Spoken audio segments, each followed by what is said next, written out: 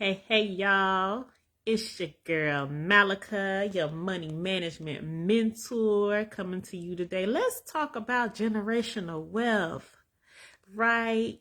Because I know you are some amazing, tough mompreneurs out here who are in control of your finances for your household. And you are, one of the things you desire as a mom is to build generational wealth, be able to create a lifestyle where you are financially taken care of, as well as your children and as well as your children's children, right? But let's consider this. Passing along generational wealth isn't just about money. It isn't just about the physical dollar bills, right? Generational wealth can also be the information you pass along, the knowledge that you have that you pass along to them, right? And so I know there has been research done, and the research says that by the third generation, all of the money and wealth that you built up is squandered. That's because, that while you may pass along the money, some people may not be passing along that information and that knowledge and those good habits that need to be picked up and the discipline that need to have in order to keep that money in the family, and in order to pass down that money, to have the money to pass down, right? In order to build upon what you pass down so that there's more money to pass down, so that now that it goes to the next generation. And so we need to consider not just financial generational wealth, but knowledge, right?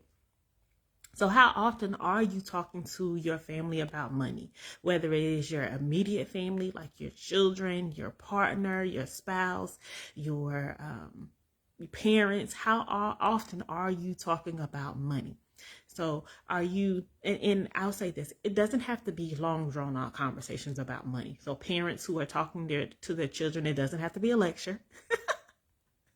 Because what you don't want to do is push your children away with a lecture. What you don't want to do is, come to them about a mistake that they're making every time they're making it, and critiquing them every time, right? It can be a positive talk about money. Like, I'll say this, I'll give you an affirmation that was created by one of my accountability partner in one of my previous lives. I do not have to work hard for money, right?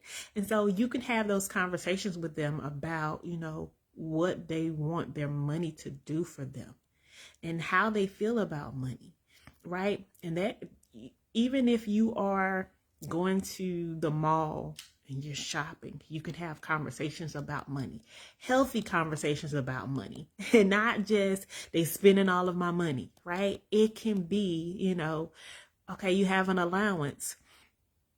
What are we spending our money on today? And then after they make that purchase, how do you feel about it? Do you feel like it was worth saving up your allowance to make that purchase? Right? And so what's your next purchase? What's your next thing that you want to save up your allowance for? And even going deeper, take them to the banks and have them set up bank accounts for them to save their money. Or even, if you have little ones, have piggy banks and sit down with them and, help them separate their money, count their money, separate their money, and put it in the piggy banks, right? And take them in the stores and allow them to pick out toys and spend their money, right? Get them used to in the habit of managing their money and making responsible decisions with their money. And let them know that, money isn't just for, enjoying. Money is also to be, used to take care of life. And so oftentimes we have these conversations with our children when they're just, asking us for something, have them sit in on the bill paying sessions that you have, right? Have them sit in when you are, looking over your bank statements. Have them sit in when you're looking at your investments. Have them sit in when you are considering investment opportunities, right? If they're old enough and they're at their level, right? But have these conversations with them, because and these conversations don't have to be long, right? I know, again, they can be 5 or 10 minute conversations. It doesn't have to be a long, drawn out lecture, especially with today's children. Their attention spans are a lot shorter than what it was when we were younger. And I remember the first time my mom had a conversation with me about money. I remember it, just like it was yesterday. She came in my bedroom and I had just started my job at McDonald's, my very first job at McDonald's. I was going into my senior year in high school. And she talked to me about opening a Roth IRA. And I mean, literally, it was probably a 3-5 minute conversation. And it's a conversation that I'll never forget. Right? It was my first conversation about investing. It possibly could have been longer so that I understood what she was talking to me about. And I was a hard-headed teenager. I don't know if I would have listened, but she started, planting the seed back then. Right? And, we can start planting those seeds in our children sooner. And so that they start seeing the fruits of it sooner as well. Right. But not only our immediate family, but if you are someone who wants to have, a family business outside of just their immediate family, talking to, your aunts and your uncles and your cousins and nieces and nephews about business opportunities, right?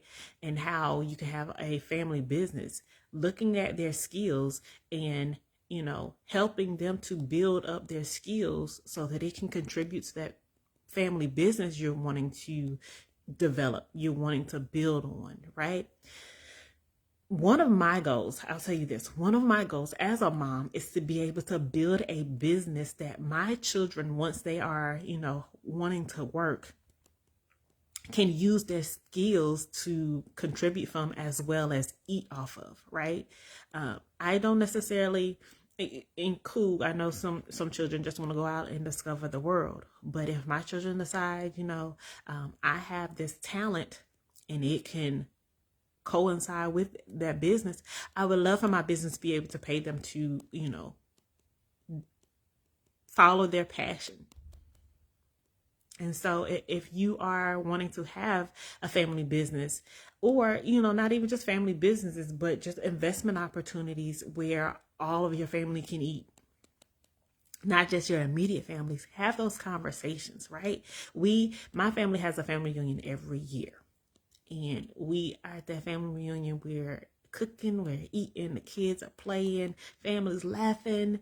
That is an opportunity to, start having those conversations about what can we do as a family to build wealth, to make sure that, we have 1, 2, 3, 4, at least 4 generations present at our family reunion.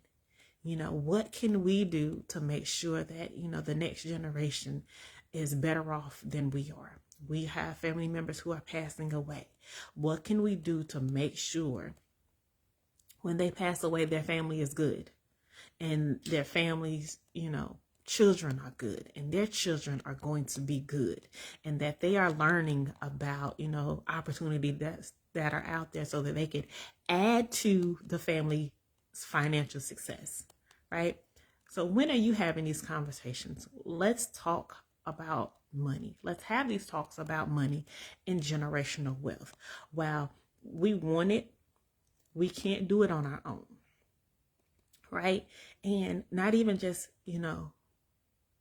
wanting it for our immediate family, but wanting it for our extended family as well.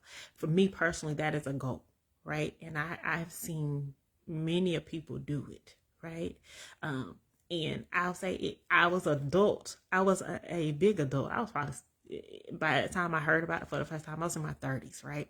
I had been in a business and a network marketing business, but the owner of the business, his son wanted to be a rapper.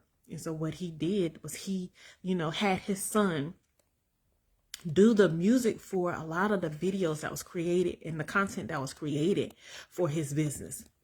And his wife, she absolutely beautiful lady, and she, poured into and motivated the other female business owners within the business, right?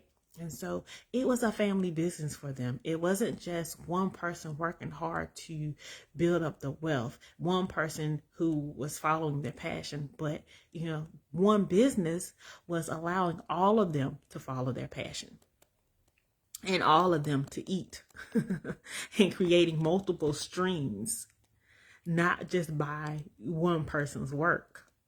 And so, that's since seeing that, and realizing that that's possible, that has been a goal and a dream for me and my family. And so I've been, paying attention to what me and my family can do.